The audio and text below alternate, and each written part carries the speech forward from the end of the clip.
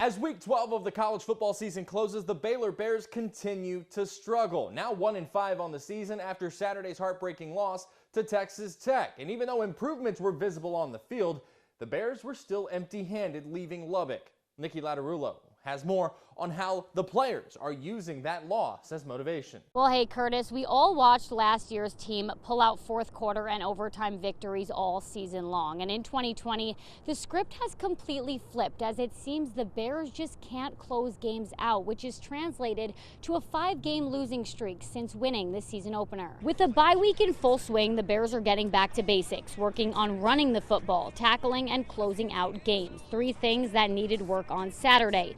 Baylor, for the second week in a row, started off hot, making crucial stops and forcing turnovers, but again couldn't capitalize on late drives, either settling for field goals or punting.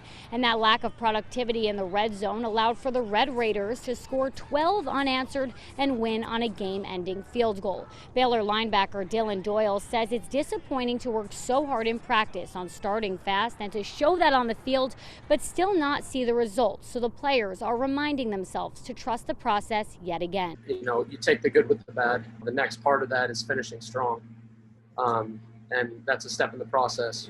We're proud of the team that we put together, and we're just going to stay together and keep fighting as a team these last 3 weeks. And Baylor is off this week before returning home to McLean Stadium to take on Kansas State on the 28th.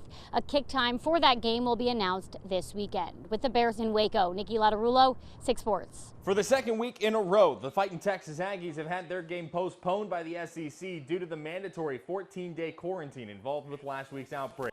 The SEC is still evaluating whether to reschedule this miss at A&M Tennessee to December 12th at Rocky Top. In the meantime, Jimbo Fisher's Aggies are still working as best as they can, especially with so many players out due to COVID-19 protocol. This week we'll get back into some of the guys. We'll probably get back on the field with the limited guys we have that are available to try and do some position-specific work details, fundamental work, some of our young guys that are in that as much limited practice as we can. Can't have full practice. Next game for the Aggies currently set for 6 p.m. on the 28th against LSU.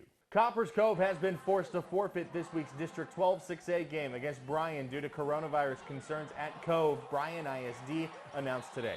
This is the 3rd straight game for the Bulldogs to be canceled or postponed due to COVID-19. It wasn't that long ago that the women's college basketball world was rocked by the news of injuries to Baylor star seniors Moon Urson and Dee Richards. Some positive news in updating that. Urson has been cleared to play and is out of concussion protocol. Now, with 9 days until the season starts, she is working to fill her new role on the new look Lady Bears, where the only thing she knows ahead of the season is she has to step up after the loss of 3 incredible leaders from last year's squad. Within myself, within this team, and just continue to gain coach's confidence.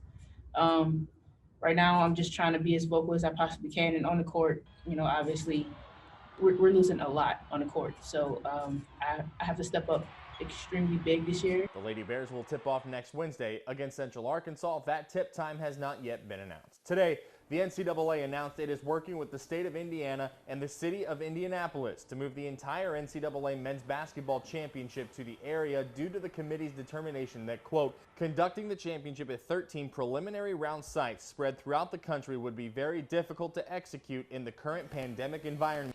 Indianapolis was previously set to host the Final Four April 3rd through the 5th.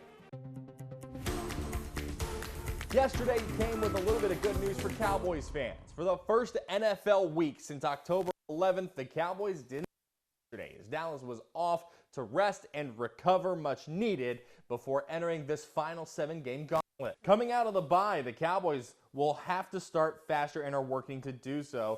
The short week coming, though, Dallas needs to make adjustments to fix things that have plagued the team since Dak Prescott's injury that same October day. I would say the past couple of weeks we've came out and we fought really hard, and we've came up short, but we have been fighting hard, but we're never. There's no more victories here. This week, the Cowboys head north to face the Vikings. Kickoff from Minneapolis Sunday at 3:25. That's it for sports. We'll be right back.